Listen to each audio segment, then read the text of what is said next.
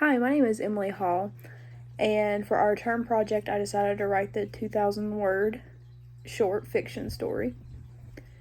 And throughout this whole term, we have really focused a lot on fantasy, sort of fairy tale type readings. Lord of the Rings, Wizards, Hobbits. Then you get down to Till We Have Faces by C.S. Lewis, and it revolves heavily around Greek gods and goddesses. And then you get to our most recent novel that I still don't know how to pronounce very well, but it also kind of revolves around a fairy tale. And when I began to write, I really wanted to focus on something that was fairy tale oriented as well. And most people can agree that when you think of a fiction novel or a fairy tale type story, it revolves heavily around vampires and werewolves and witches and warlocks, any type of those fairy tale elements. Greek gods and goddesses are also very heavily written about, especially like Percy Jackson. One group of creatures that is not heavily written about is zombies. Now, fairy tales I know usually have like a happy ending. And when I started to really dive into it, I was thinking about how zombies aren't really written about. And of course you have The Walking Dead, which is, they have books and they also have graphic novels. But for my short story, I decided to write it on zombies. And I didn't really want to focus heavily on the word zombies. I kind of just referred to them as flesh-eating creatures that are brought back to life once they're dead. And kind of left it up to the reader to go from there.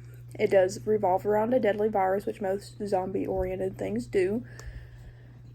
But I decided to focus on a young girl, specifically a senior in high school, a young girl named Marlo and her best friend Olivia. She begins her day as any other day, gets up, but she realizes that when she gets to school, things are different. News articles are coming up with a deadly virus that are killing millions of people, and they're coming back to life. However, Marlo's parents are doctors, and they have yet to see such incidents, so she didn't really believe that it was true. So, the government kept schools open and libraries because they believed it was useful to have those resources still available, but they shut everything down, kind of like COVID. And so Marlo and her best friend Olivia decided to go to school to do some studying and to read up on this virus. Well, while they're there, internet crashes. Signal goes out. Sorry. But while she is there, her best friend starts panicking, so they decide to leave. When she does, she gets home, her parents aren't there, but there is blood covering the floor. And she goes outside and she sees people walking around. So she decides that it would be best to ask for help, which most people would. And when she does, the lady she tries to ask for help tries to kill her because it is a zombie. And when she does this, she realizes it's either fight or flight and decides fighting is her only option. So she beats her over the head with a board and flees. When she flees, she gets into her parents' car. But at this time, her parents are still missing. Gets into her parents' car and takes off towards the nearest town, which she lives outside of Phoenix, Arizona. She comes to a Target. Still hasn't seen anybody except for these creepy flesh-eating people. Decides to go to Target and try to find survival tools because she's an ex-Girl Scout. That's what her father taught her. So she goes there, she finds blankets, flashlights, all this other survival stuff. Gets in her car, but when she gets in her car starts getting attacked. So she takes off driving until either she runs out of gas or she finds a gas station, and then she'll continue to drive until she finds her parents. And she runs out of gas first. And when she does this, she's lost on the side of the road in a car graveyard, is what she refers to it as. And she's so exhausted and so miserable and tired at that point that she wants to give up. But she won't.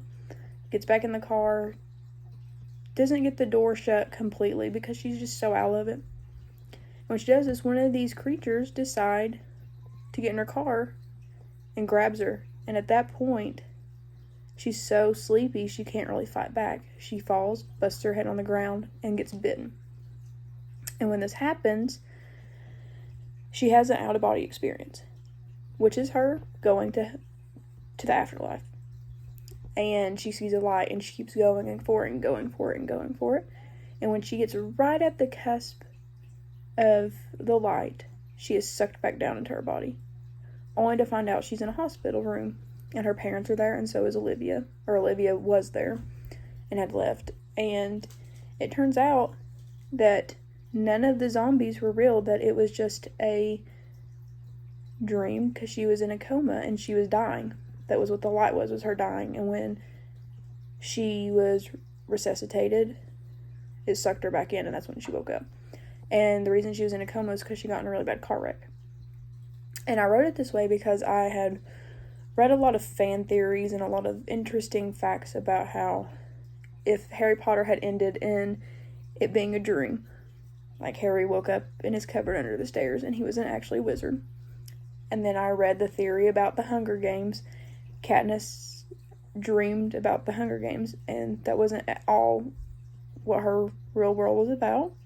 Same thing with Lord of the Rings, how Frodo was dreaming everything, and Gandalf was just an old man who the kids told stories about because they were afraid of him. So I have read a lot of really interesting fan theories and alternate endings to a lot of very well-known novels and books, and I decided that when I wrote this very short story that I would write it in the way that it was kind of horror inspired, had zombie elements, but it ended up being just a dream as kind of like a plot twist. And I called the story Is It Real Life or Just a Fantasy? And but I really wanted to kind of play on our fairy tale genre, but not have exactly the fairy tale happiness that comes with it, that it ended up her being in a dream, and everything ended up being just fine. So I guess it was kind of a fairy tale ending, but that was my project, and that's the best way that I have to describe it, is to tell you the plot point and then tell you how I got the idea of writing it. Thanks.